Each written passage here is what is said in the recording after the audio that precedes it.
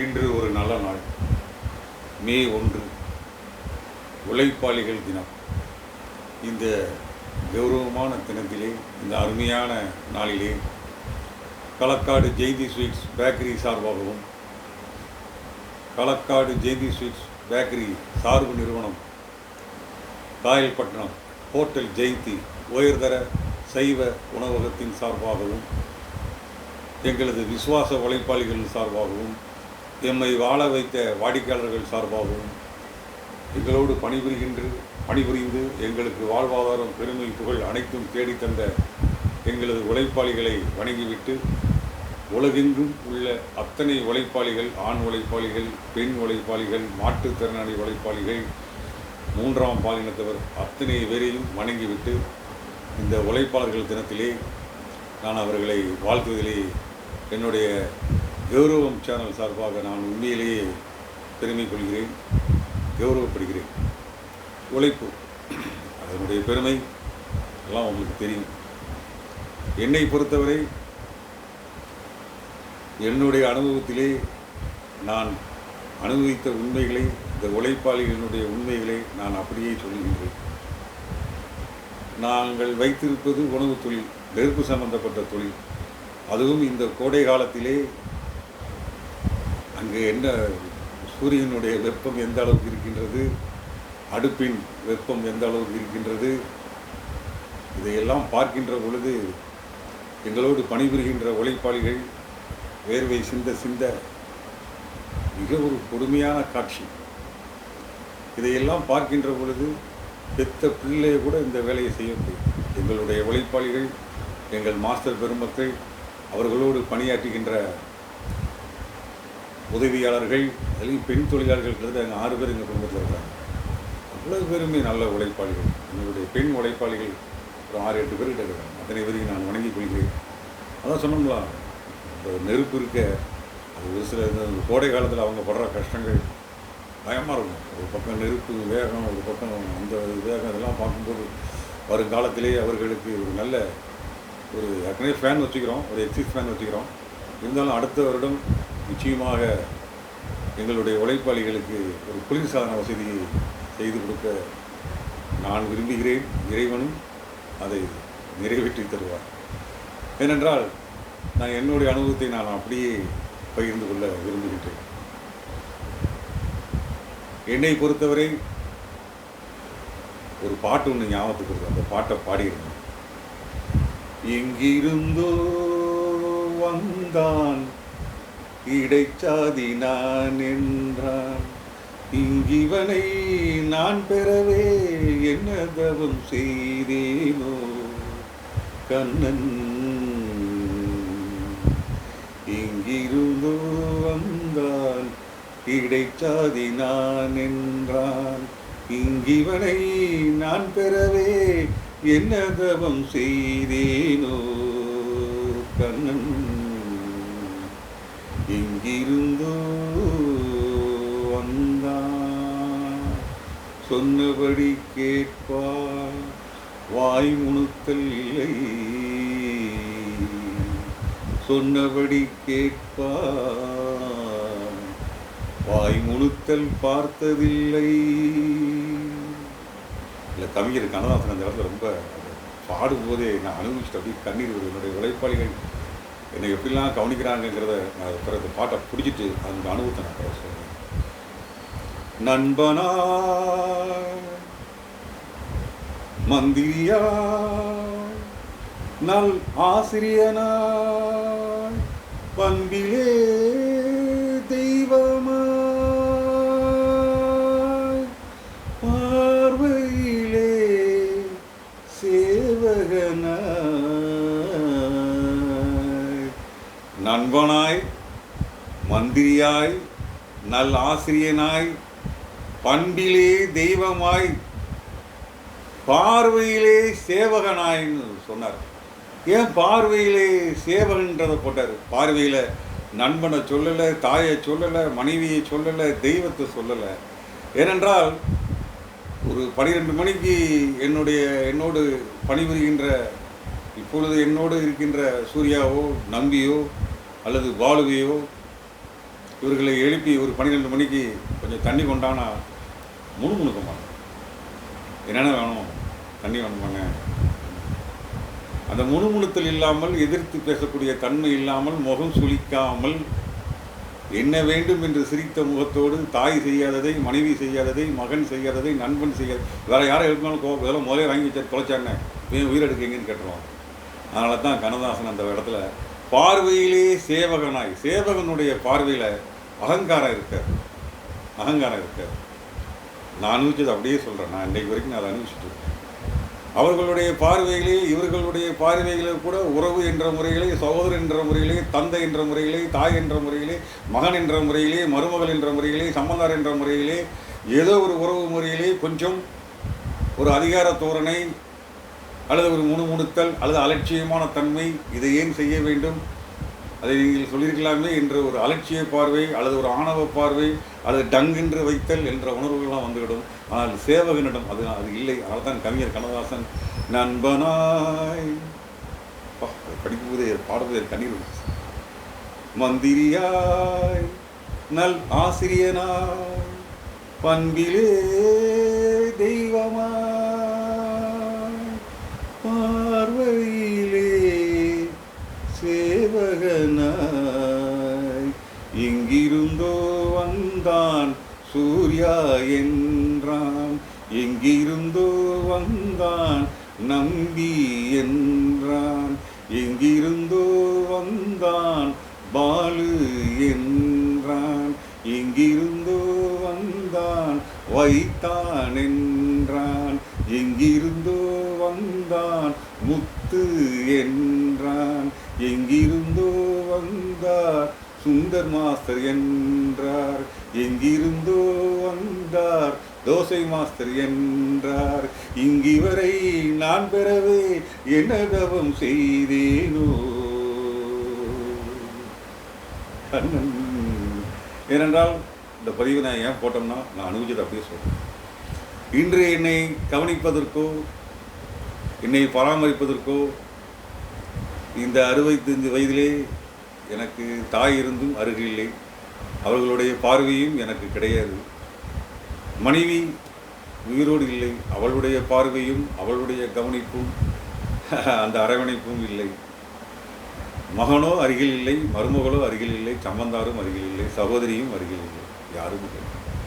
எல்லோரும் இருக்கின்றார்கள். அவரவர்கள் கடமையை அவரவர்கள் இடத்துல இருந்து கொண்டு செய்து கொண்டிருக்கின்றார்கள். ஆனால் இந்த உழைப்பாளிகள் தான் என்ன தினசரி காலையில் இருந்து ராத்திரி வரைக்கும் 8:30 மணி ஆயிட்டுனா ஒரு மனைவி மாதிரி கவி சக்கரவர்த்தி கம்பன் தாயினும் நல்லாள் அப்படின்னு ஒரு வார்த்தையை பயன்படுத்தியிருப்பார். நான் தாயை விட நல்லாள் இருக்க முடியுமா அந்த உலகத்தில்? வாய்ப்பே இல்லைன்னு நினைச்சேன். இருக்காங்க, நிறைய பேர் இருக்காங்க. அதுலேயும் குறிப்பாக என்னுடைய உழைப்பாளிகள் தாயினும் நல்லாள். நான் சொன்ன சூர்யா, பாலு, நம்பி, டெல்ஃபின், ஒருத்தர் கிட்சன், நிறைய பிள்ளைகள் எல்லாம் ரேஷன் கார்டில் பிறக்காத வாரிசுகள், முத்து, வைத்தான், நிறைய பேர் இருக்கிறாங்க. அத்தனை பேர் காலையிலேருந்து ஒரு தாய் மாதிரி தான். தாயினும் நல்லா அது என் உழைப்பாளிகள் தான். சாப்பிட்டீங்களா, சாப்பாடெல்லாம் எடுத்து வச்சு, மாத்திரை எடுத்து வச்சு, நான் வெளியூருக்கு போனோம்னா அந்த துணிமணிகள்லாம் எடுத்து வச்சு, ஃபோன் எடுத்து வச்சு, சார்ஜர் எடுத்து வச்சு, ராத்திரி 8:30 மணிக்கு மேலே உங்களுக்கு பணம் வாங்கி வைக்கணுமா, காஃபி வாங்கி வைக்கணுமா, எல்லாம் எடுத்து மேஜையில் வச்சு வைப்பான். இங்கிவனை நான் பெறவே என்ன தவம் செய்தேனோ கண்ணன், எங்கிருந்தோ வந்தான் இடைச்சாதி நான் என்றான், இங்கிவர்களை நான் பெற என்ன தவம் செய்தேனோ. ராத்திரி 11:30 மணி வரைக்கும் என் அருகே இருந்து என்னை மருத்துவமனைக்கு அழைத்து சென்று மருத்துவமனையிலேயே உள்ளே இருந்து தங்கி கால்கள் பிடித்து தலை செய்வதற்கு கூட சீப்பெடுத்து வச்சு, நான் வெளியூருக்கு கிளம்புகின்ற பொழுது என்னுடைய கோட் ஷர்ட்டை எல்லாம் அயன் பண்ணி வச்சு, அதை அடுக்கி வச்சு, அதை பராமரித்து, எந்த ராத்திரி கூப்பிட்டாலும் முணுமுணுக்காமல் எதிர்த்து பேசாமல் எழுந்து வரக்கூடிய அதுதான் உழைப்பாளிகள். அந்த உழைப்பாளிகள் ஏவா மக்கள் மூவா மருந்து. அப்பேற்பட்ட உழைப்பாளிகள் எனக்கு தாய் தந்தை கிடைத்தது ஒரு பெருமை, என்னுடைய சகோதரர்கள் எனக்கு ஒரு பெருமை, எல்லாமே எனக்கு பெருமையாக தான் இருக்குது, எந்த குறையும் கிடையாது. ஆனால் இவர்கள் யாரும் செய்ய முடியாத ஒரு இடத்திலே, வர முடியாத நேரத்திலே உறவாக, நண்பனாக, மந்திரியாக, ஆசிரியனாக, தெய்வமாக இருந்து என்னை இன்று வரை, நாளை உயிர் இருக்கும் வரை என்னுடைய இதய துடிப்புகளில் இருந்து ஒரு மனைவிக்கு கூட தெரியாது, தாய்க்கு கூட என்னுடைய வேதனை என்ன என்று தெரியாது. என்னுடைய பணியாளர்கள் என்னுடைய தயாரிப்புகளினுடைய சுமையை சுமந்து கொஞ்சமாக சுமக்கிறாங்க என்னுடைய உழைப்பாளிகள். அந்த நெருப்பில் கடந்து, அது ஹோட்டல்லையும் சரி, ஸ்வீட்ஸ்லேயும் சரி, பேக்கரிலையும் சரி, என்னுடைய தயாரிப்பு சுவைகளை, என்னுடைய தரத்தை சுமந்து, அதை தயாரிக்கிறத விதவிதமாக தயாரித்து அந்த சுமைகளை சுமந்து, நெருப்பின் சுமையை சுமந்து, சில நேரங்களில் கழிவுற இடங்கள்லாம் இந்த தண்ணியிலலாம் பார்க்கும்போது பயமாக இருக்கும். அதெல்லாம் அதையும் தாண்டி கொசுக்கடி எல்லாம் இருக்கும். எல்லாம் வச்சாலும் சில இயற்கைகளை மீறி அதெல்லாம் தாண்டி தாங்கி அது மாதிரி முகப்பில் நின்று வேலை செய்யக்கூடியவங்க கால் எடுக்க நின்று முதல் போட்ட மாதிரி என்னுடைய வருமானத்தை, அந்த கடையினுடைய பேரை தாங்கி, அது ஹோட்டல்லையும் சரி, பேக்கரிலையும் சரி, ஸ்வீட் ஸ்டால்லையும் சரி, அவ்வளோ அருமையான ஒரு உழைப்பாளிகள். அதை நான் செஞ்ச தவம்னு சொன்னோம்ல, அதுதான் உண்மை. அந்த அப்பேற்பட்ட உழைப்பாளிகள் ஒரு முதலாளி வீட்டில் என்னெல்லாம் இருக்குமோ அதை பூரா உழைப்பாளி வீட்டில் வைக்கிறதுல நான் முதல் தம்மா இருப்பேன். எங்களுடைய உழைப்பாளிகள்கிட்ட கேட்டால் சொல்லுவாங்க, எங்கள் முதலாளி தங்க முதலாளின்னு பாட்டு பாடுவாங்க. எனக்கு அவர்களுக்கும் எந்த விதமான ஒரு வேற்றுமை இதுவரை நான் வைத்ததில்லை. அவர்களுடைய சிரிப்பு, அவர்களுடைய சந்தோஷம், அவர்களுடைய உடல் ஆரோக்கியத்தில் ரொம்ப அக்கறையாக இருப்பேன். அது அவங்களுக்கே தெரியும். அப்பேற்பட்ட உழைப்பாளிகள் இல்லைன்னு சொன்னால் இந்த பூமியில் நம்ம எதையுமே அனுபவிச்சிருக்க முடியாது. நான் சொன்னோம்ல, அந்த காலத்தில் இருந்து அவ்வளவு உழைப்பின் மூலம்தான் நமக்கு அவ்வளவு இயந்திரங்கள், மருந்துகளிலிருந்து, சாப்பிட்ற உணவுலேருந்து அத்தனையும் தயாரித்து தந்த விவசாய உழைப்பாளிகள் இருந்து நிறைய உழைப்பு இருக்குது. மன உழைப்பு, உடல் உழைப்பு, மூளை உழைப்பு, சிந்தனை உழைப்பு. ஒரு முதலாளிக்கு அவர் உழைத்து பிறருக்கு உழைப்பை கொடுப்பது. அதான் அவர் முதல் ஆளாக நின்று தன்னுடைய முதலை அழித்து தானும் உழைத்து பிறருக்கு உழைக்கின்ற வாய்ப்பை கொடுக்கின்ற தன்மை பெற்றவர் ஒரு வணிகத்தினுடைய முதலாளி. அவர் தானும் உழைத்து பிறருக்கு உழைக்கின்ற வாய்ப்பை கொடுத்து அந்த வருமானத்தை எடுத்து அரசாங்கம் எப்படி பாதுகாக்கின்றதோ, கண்ணை எப்படி இமை பாதுகாக்கின்றதோ, உழைப்பாளிகளை பாதுகாத்து, நான் சொன்னது போல் தன் பிள்ளை என்னை படித்ததோ அதை உழைப்பாளி பிள்ளைகளையும் படித்து வைத்து, தன் வீட்டில் ஏசி இருந்தால் உழைப்பாளி வீட்டிலும் ஏசி இருக்க வேண்டும். தன் மகனுக்கு 20 பவுன் போட்டால் உழைப்பாளி மகனுக்கு கண்டிப்பாக 15 பவுன் போட வேண்டும். அவருக்கும் வீடு கட்டி கொடுக்க வேண்டும். ஏனென்றால் துட்டு என்று நம்ம யாரை வச்சுருக்கிறோம்? உழைப்பாளிகள் தயாரிக்கலைன்னா ஒரு முதலாளி துட்டை நம்முடைய, நான் சொன்னது போல் வாடிக்கையாளர்களும் உழைப்பாளிகளும் 2 கண்டு. இந்த உழைப்பாளிகள் தினத்தில் இந்த வருகின்ற இன்றையிலிருந்து உழைப்பாளிகளுக்கு நல்ல ஊதியம் கிடைக்கவும், கிடைத்த ஊதியத்தை சேர்த்து போதைகளெல்லாம் குறைச்சி, செலவை குறைச்சின்னா கஷ்டப்பட்டு உழைக்கிறீங்க. இந்த உழைப்புலாம் சாதாரண உழைப்பு இல்லை. அதெல்லாம் கற்பனையே பண்ணுவோம். அவ்வளோ உழைப்பு. அது எந்த தொழிலாக இருந்தாலும் சரி, விவசாயத்துக்கு சம்பந்தப்பட்ட தொழிலாக இருந்தாலும் சரி, டிரைவிங்காக இருந்தாலும் சரி, எந்த தொழிலாக இருந்தாலும் சரி, கஷ்டப்படாமல் உழைப்பாளிகள் சம்பாதிக்கவே இல்லை. அவர்கள் உடல், அந்த உடலே ஒரு கடவுள், அதுக்காகவே படைச்சிருக்காங்க. அந்த உடலை மழை, வெயில் எந்ததையும் தாங்கி வேலை செய்யக்கூடிய தேகம் பெற்றவர்கள். அவர்களை நான் பாதம் தொட்டு வணங்குகிறேன். நிச்சயமாக அவங்களால நம்ம எந்திரிச்சு வணங்கணும். அந்த வகையிலே ஒவ்வொரு முதலாளியும், சில இடங்களில் முதலாளிமார் காரெல்லாம் வாங்கி கொடுத்துருக்காங்க, வீடெல்லாம் கட்டி கொடுத்துருக்காங்க. இருக்கின்ற முதலாளிகள் தங்களுடைய வருமானத்திலே எவ்வளவோ செலவு செய்கின்றீர்கள். உழைப்பாளிகளுடைய கண்களை கண்ணீர் விட்டு விடாதீர்கள். அவர்களுடைய உழைப்பை சுரண்டி விடாதீர்கள். அவர்களுக்கு உரிய மரியாதையை கொடுத்து, கௌரவம் கொடுத்து, நான் சொன்னது போல் உங்களுக்கு என்னெல்லாம் வசதி கிடைக்கின்றதோ அந்த வசதியை உழைப்பாளிகளுக்கு செய்து கொடுத்து, நான் உழைப்பாளி வரும்போது என்ன சொல்கிறேன் ஏனென்றால், பார்வையிலே சேவகனா,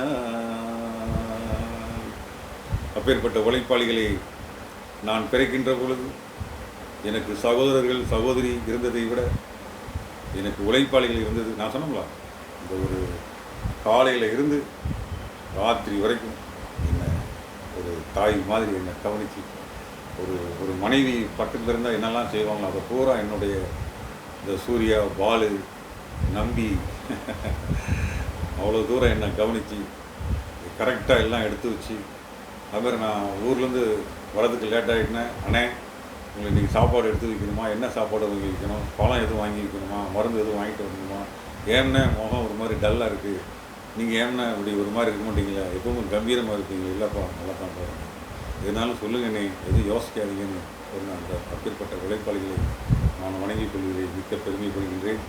ஒவ்வொரு முதலாளிகளும் இந்த பதிவை கேட்ட பின்பு உங்களுடைய உழைப்பாளிகளை சந்தோஷமாக வையுங்கள், அவர்களை மகிழ்ச்சியாக வையுங்கள்.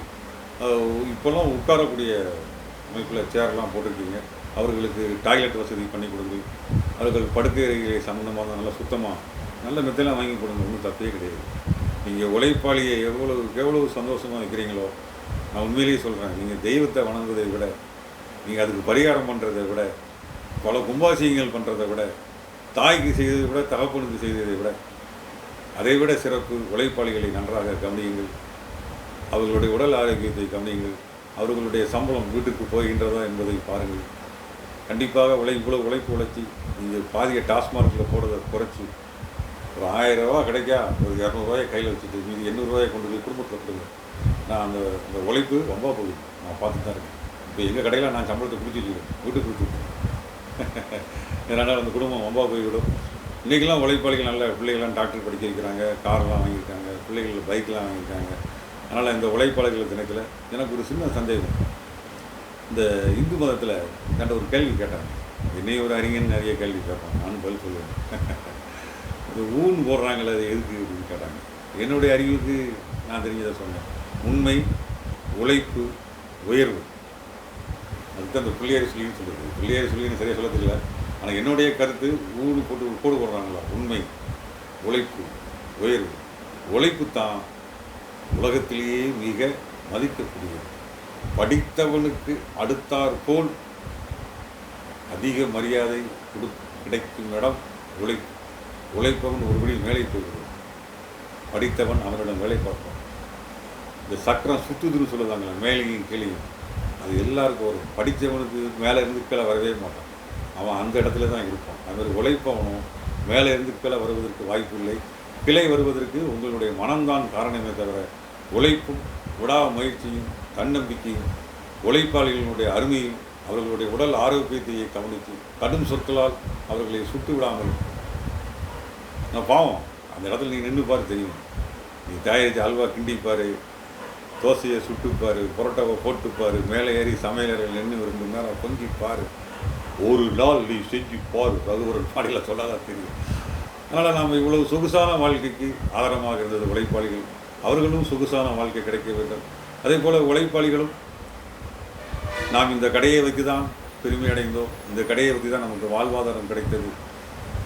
ஆக அந்த கடையும் நன்றாக இருக்க வேண்டும், அந்த முதல் போட்ட முதலாளியும் நன்றாக இருக்க வேண்டும் என்று கூலிக்கு மாரடிக்காமல் அந்த நிர்வாகத்திற்காக பாடுபட்டு இந்த நிர்வாகத்தினுடைய வளர்ச்சிக்கு ஒத்துழைப்பு கொடுத்து நீயா நானா என்று போட்டி போடாமல் பகை இல்லாமல் வேலை பார்க்கின்ற இடங்களிலே சகோதரத்துவமாக. என்னால் உழைப்பு என்று வந்த பின்பு அதில் ஜாதி அடிபட்டு, உழைக்கின்றவன் உயர் ஜாதி, உழைக்காதவன் கீழ் ஜாதி, 2 ஜாதி. உழைத்தால் அவன் உயர் ஜாதி, உழைக்காவிட்டால் அவன் கீழ் ஜாதி. அதனால் நீங்கள் உழைப்பாளிகளும் அந்த நிர்வாகத்திற்கு விசுவாசமாக இருந்து ஒரு முதல் போட்ட ஆள் மாதிரி அதில் நின்று வேலை பார்த்து வியாபாரத்தை பெருக்கி முதலாளியை சட்டையை பிடிச்சி கேளுங்க, நான் அவ்வளோ உழைச்சி கொடுத்துருக்கேன், எனக்கு சம்பளம் தாங்கன்னு கேளுங்க, அந்த உரிமை உங்களுக்கு உண்டு. அதே மாதிரி நாங்கள் எங்களுடைய வேதனையும் ஒரு முதலாளி மனசில் எவ்வளோ வேதனை இருக்கும், உங்களுடைய உழைப்பு ஒரு குறிப்பிட்ட நேரம் முடிஞ்சது, எங்களுக்கு பூரா 24 நேரமும் உழைச்சிட்டே இருக்கும், மனதாலும் சிந்தனையாலும் கனவிலும் கற்பனையிலும் தூக்கமே வராது. நல்ல விற்றா ஒரு தூக்கம் வரும், வைக்கலைன்னா எவ்வளோ கவலை வரும், எவ்வளோ பெரிய சுமையை நாங்கள் தரையில் சுமந்துருக்கோம். அதனால் இதெல்லாம் உணர்ந்து உழைப்பாளிகளும் இந்த நிர்வாகத்தை நன்றாக கவனித்து முதலாளிக்கு விசுவாசமாக இருந்து, முதலாளியும் அது என்ன ஒரு தந்தையும் மகனும் போல் ஒரு உறவு இருக்கும். அந்த உறவில் எனக்கு ஒரே ஒரு வார்த்தை, யார் பிரிஞ்சாலும் நான் வருத்தப்பட மாட்டேன். நான் விரும்பிய உயிர்கள் எந்த உயிர் பிரிஞ்சாலும் சரி நான் வருத்தப்பட்டதும் இல்லை, அது போயிட்டாங்க, ரைட் வந்து விட்டுருவேன். அது எந்த உறவாக இருந்தாலும் சரி, அது ஆணாக இருந்தாலும் சரி பெண்ணாக இருந்தாலும் சரி. ஆனால் என்னோடு பணிபுரிந்து அவர்கள் ஏதோ ஒரு காரணத்திற்காக புறப்படுகின்ற போது என் கண்கள் வந்து கண்ணீர் வந்து அழுதுருவேன். என்ப்பா போகிறேன், என்னப்பா குறை வச்சேன், கோவத்தில் குறையாப்பா, போ, நீங்கள் பிடிக்கலன்னு என்கிட்ட வந்துருக்கு. ஆனால் பிரியும் போது எனக்கு கொஞ்சம் வருத்தமாக இருக்கும், சத்தம் போடுவேன். ஆசிரியர் என்றால் கண்டித்து தான் ஆக வேண்டும். காவல் நிலைய அதிகாரி என்றால் கண்டித்து தான் ஆக வேண்டும்.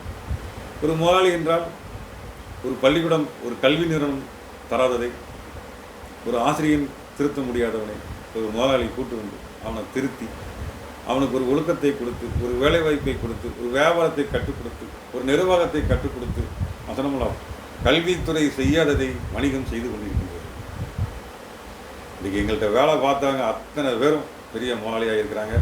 சாதாரண கடையில் போய் ஒரு தொழிலாளியாக சேர்ந்து, ஒரு மெக்கானிக்காக சேர்ந்து, அசிஸ்டண்ட்டாக இருந்து பெரிய மெக்கானிக்காக இருக்காங்க. அதான் சொன்னோம்ல, ஒரு குரு, ஒரு முதலாளிக்கு கொடுக்கக்கூடிய மரியாதை, உழைப்பாளிகள் வந்து நாங்கள் உள்ளே வரும்போதே அவங்க மரியாதை கொடுக்கணும். நான் பெற்ற மரியாதையிலேயே சிறந்த மரியாதை எது தெரியுமா? என் உழைப்பாளிகள் கொடுத்த மரியாதைக்கு நிகராக நான் எதையும் பார்க்கவில்லை என்று கூறி உழைப்பாளிகளும் முதலாளிகளும் ஒன்றிணைந்து சந்தோஷமாக அந்த உழைப்பாளிகள் கூட்டத்திலேயும் போட்டி பொறாமை இல்லாமல் ஒருத்தருக்கு ஒருத்தர் குறையை சொல்லி முதலாளிக்கு ரொம்ப மன அழுத்தம் கொடுக்காதீங்க. அந்த குறைகளை நீங்களே சகோதரர்களாக பேசி திருத்தி, இது நம் கடை, நமது முதல் இங்கே இருக்கின்றது, இதை காப்பாற்ற வேண்டும், வா ஒருங்கிணைந்து செயல்படுவோம் என்று உற்பத்தியை பெருக்கி லாபத்தை அதிகரித்து, நீங்களும் லாபத்தை அனுபவித்து, முதலாளியை அனுபவித்து சந்தோஷமாக வாழ, எல்லாருக்கும் எல்லாம் கிடைக்க வாழ்த்தி விடைபெறுகிறேன். களக்காடு ஜெயந்தி ஸ்வீட்ஸ் பேக்கரி சார்பாகவும், எனது சார்பு நிறுவனமான காயல்பட்டினம் ஹோட்டல் ஜெயந்தி உயர்தர சைவ உணவகத்தின் சார்பாகவும், எனது விசுவாச உழைப்பாளிகள் சார்பாகவும், உலகெங்கும் உள்ள அத்தனை உழைப்பாளிகளுக்கும் என்னுடைய வாழ்த்துக்களை தெரிவித்து, இனி வரும் வருடங்களிலே உங்களுக்கு எல்லா செல்வமும் கிடைக்கும் என்று கூறி விடைபெறுகிறேன். நன்றி, வணக்கம். உங்கள் மேம்பட்ட சுவைக்காக தாயப்போல் அடுப்படியில் நாங்கள் உங்கள் சுவை பிரியன் ஜெயந்தி ஜே மாணிக்கவாசகம். மிக விரைவில் என்னுடைய திட்டம் ஒரு 1000 பேருக்கு வேலை கொடுக்கும். நான் அதுக்காக தான் வியாபாரத்துக்கே வந்தேன். சம்பளம் வாங்கவா, சம்பளம் போடவா, சம்பளம் போட பிரியப்பட்டேன். அதனால் தான் வணிகனானேன் என்று கூறி இந்த நல்ல வாய்ப்பை பயன்படுத்தி, குறைகள் இருக்கும், எல்லார்கிட்டையும் குறைகள் இருக்க தான் செய்யும். அவங்களோட உழைப்பை எடுத்து அவங்களையும் திருத்தி அவங்களுடைய முன்னேற்றத்துக்கு நம்மகிட்ட வந்துக்கிறாங்க. முதலாளி மட்டும் வீடு கட்டக்கூடாது, முதலாளியும் நல்லா இருக்கு நிற்கக்கூடாது. நம்மளுடைய உழைப்பாளியும் வீடு கட்டி அவனுக்கு சொகுசாக வாழணும் என்று நினைத்து 2 பேரும் ஒற்றுமையாக இருந்து வியாபாரத்தை பெருக்கி உற்பத்தியை கூட்டி வல்லரசாக வேண்டும் என்று சொன்னால் உழைப்பாளிகள் இல்லாமல் முடியாது என்று கூறி விடைபெறுகிறேன். நன்றி, வணக்கம். என்னுடைய கௌரவம் சேனலை சப்ஸ்கிரைப் பண்ணுங்கள்.